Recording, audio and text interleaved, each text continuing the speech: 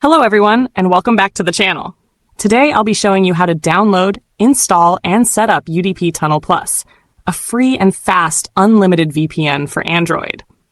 With the latest update v3.03, UDP Tunnel Plus now includes a built-in timer, real-time speedometers, and improved speed and performance for a smoother browsing experience.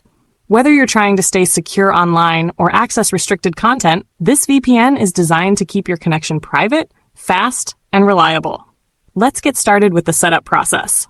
First, open the Google Play Store on your Android device. In the search bar, type UDP Tunnel Plus and press Search.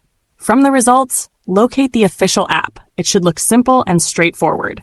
Tap on it, then hit the Install button to download and install it on your device. Once installation is complete, go ahead and open the app.